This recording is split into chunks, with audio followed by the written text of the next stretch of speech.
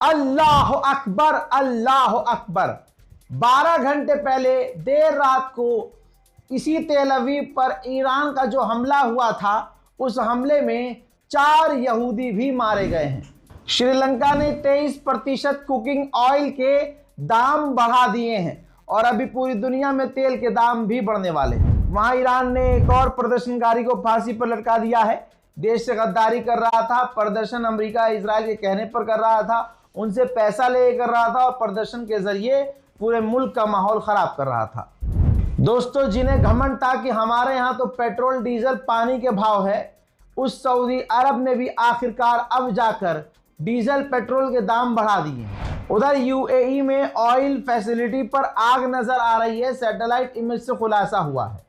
यही यूएई रोज कहता है कि हमने ईरान की मिसाइलें रोकी, ईरान के ड्रोन रोक लिए, लेकिन तस्वीर सैटेलाइट की देखिए, तबाही उसके इंफ्रास्ट्रक्चर पर नजर आ रही है। ईरान के मेंबर ऑफ पार्लियामेंट ने बहुत बड़ी बात कही।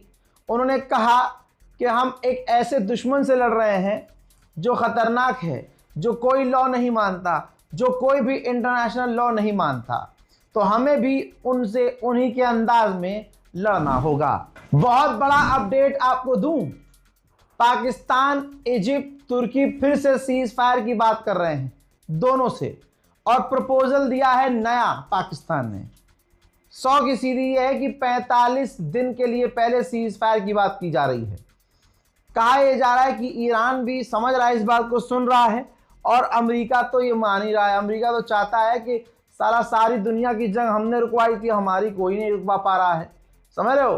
तो रिपोर्ट ये कह रही है कि पाकिस्तान और तमाम देश जो हैं, जो मीडिएटर हैं, उन्होंने ईरान से कहा है कि 45 दिन के लिए जंग रोक लीजिए, उसके बाद सीज फायर और स्ट्रेट ऑफ हॉर्मुज तुरंत खोल दीजिए। सीज फायर होते ही स्ट्रेट ऑफ हॉर्मुज आप खोल दीजिए। पाकिस्तान ने इस मीटिंग का नाम इस्लामाबाद अकॉर्ड्स रखा है। कहा है कि सीज फायर होने के बाद 45 दिन तक बात चलती रहेगी और इस्लामाबाद में मुलाकात और मीटिंग्स होती रहेंगी। इस डील के अंदर ये भी पॉइंट रखा गया है कि बातचीत जब शुरू होगी तो ईरान आखिर में अपने न्यूक्लियर प्रोग्राम्स को बंद करेगा। ईरान ये गारंटी देगा कि वो दूसरों के लिए खतरा नहीं है। साथ ही ईरान के जो सीज किए हुए पैसे हैं वो ईरान को लौटाए जाएंगे, ईरान पर से तमाम पाबंदियां हटाई जाएंगी।